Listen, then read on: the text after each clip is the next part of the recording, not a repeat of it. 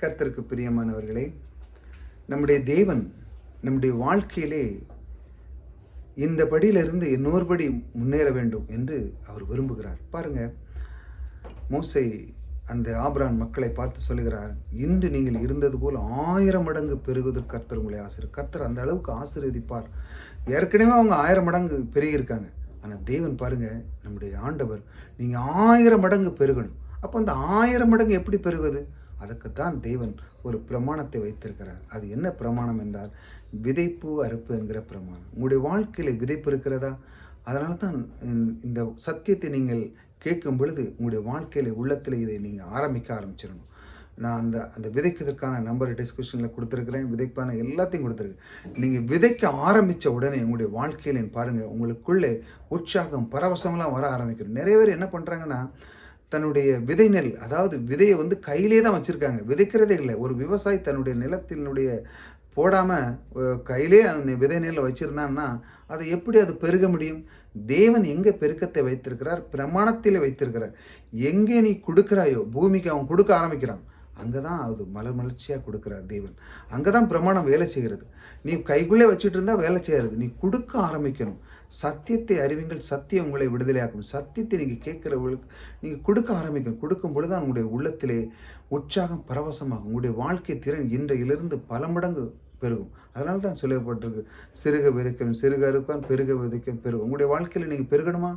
பெருக விதைக்க வேண்டும். ஆகையால் தேவன் இப்படி சில பிரமாணங்களை வைத்திருக்க, அதை நான் உங்களுக்கு கற்றுக் கொடுத்து கொண்டே இருக்கிறேன். ஆகையால் இதை நீங்கள் பற்றி கொள்ளுங்கள். ஆகையால் இந்த தலைப்பில் என்ன நம்ம பார்க்குறோம்? கர்த்தர் எப்படி வழி நடத்துகிறார் பாருங்கள். கர்த்தர் இந்த மாதிரி சொல்லி நம்மளை வழி நடத்துகிறார் பாருங்கள். இது தேவனுடைய விருப்பங்க. அவருடைய வழி நடத்தினுடைய வார்த்தை பாருங்கள்.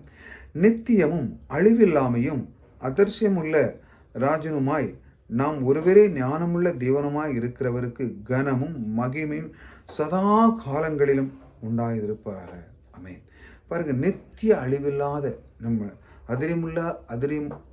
அதிரித்தமுள்ளாத ராஜனுமாய், அதாவது தாம் ஒருவரே ஞானமுள்ள தேவனாய் இருக்கிறவருக்கு, அவர் மட்டும்தான் ஞானமுள்ள தேவன். பாருங்க, அந்த தேவனுக்கு பாருங்க, அவருக்கு நாம் ஸ்தோத்திரம் சொல்லி, அவர் பாருங்க சதா காலங்களிலும் கனமும் மகிமும் நாம் யாருக்கு செலுத்த வேண்டும்? அந்த ஞானமாக இருக்கிற நம் தேவனுக்கு செலுத்த வேண்டும். பாருங்கள், மற்ற இதுக்கு சிலவங்களுக்கு என்ன செய்கிறாங்கன்னா, மற்றவங்களுக்கு கனம் பண்ணுறாங்க, ஆனால் கர்த்தருக்கு கனம் பண்ண விட்டுருந்தாங்க. மற்றவர்களை பெரியவங்க கனம் பண்ணணும் உண்மைதான், ஆனால் முதலிடத்தில் யாரை வைக்கணுங்கிறது ரொம்ப முக்கியம். நீங்கள் எந்த இடத்துல வசனத்தை முதலிடம் வைக்கிறீங்களா? கர்த்தருக்கு முதலிடம் கொடுக்குறீங்களா? இப்படி நீங்கள் முதலிடத்தை எங்கே வைக்கிறீங்கன்னு ரொம்ப ரொம்ப முக்கியம். நம்முடைய வாழ்க்கையில் பொருளாதாரத்தில் நீங்கள் முன்னேறணும்னா விதைக்கதை முதலிடம் வைக்க வேண்டும். அதுதான் கொடுக்கறதற்கான ஆரம்பம். அதுலேருந்து தான் நீங்கள் விதைக்க ஆரம்பிக்கிங்க. அதனுடைய பலன் கொஞ்ச நாளில் உங்களுக்கு உங்களை தேடி சிலவங்கள் செய்யக்கூடிய அளவுக்கு நீங்களாம் உங்களுடைய நிலைமை மாறும் பாருங்கள். நீங்கள் கொடுக்க ஆரம்பித்த பிறகு தான் இந்த நிலைமை மாறும். கொடுக்கலன்னு வச்சாங்களாம், நீங்கள் விதையை நெல்லை கையிலே வச்சுட்டு இருந்தீங்கன்னா அது பெருகாது. என்றைக்கு நீங்கள் கொடுக்குறீங்களோ அந்த பூமிக்கு அது பெருக்கத்தை கொடுக்கும். தேவன் அதில் தான் வச்சிருக்கிறார். கொடுக்கதிலே தான் பிரமாணத்தை வைத்திருக்கிறார். நன்றாக அறிந்து கொள்ளுங்கள். ஆகையால் கொடுக்கும் பொழுது அதை விதையாக கருதி நீங்கள் கொடுக்க வேண்டும். அதனால் அந்த தேவனுக்கு, நமக்கு கற்றுத்தந்த அந்த தேவனுக்கு பாருங்கள், மகிமையும் கனமும் சதா காலமும் அவருக்குத்தான் உண்டாக வேண்டும். ஏனென்றால் ஞானம் அங்கிருந்து புறப்படுகிறது. ஞானத்தை நமக்கு தந்த அந்த தேவன் நம்மோடு கூட இருக்கிறார். சோர்ந்து போகாது. ஒவ்வொரு நாளும் அவர் நம்மை விட்டு விலகுவதும் இல்லை. ஆகையால் நீங்கள் உங்களுடைய விதைப்பையும் ஒரு நாளும் விட்டு விடாதீர்கள். கர்த்தர் நம் கூடவே இருக்கிறார். புதிதாக சப்ஸ்கிரைப் பண்ணிச்சாங்க. தொடர்ந்து கர்த்தர் எப்படி வழி நடத்துகிறார் என்று நாம் பார்க்கிறோம்.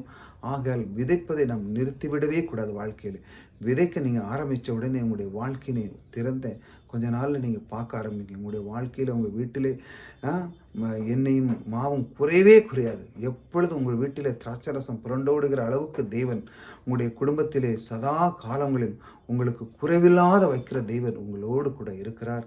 கர்த்தர் உங்களை ஆசீர்வதித்திருக்கிறார்.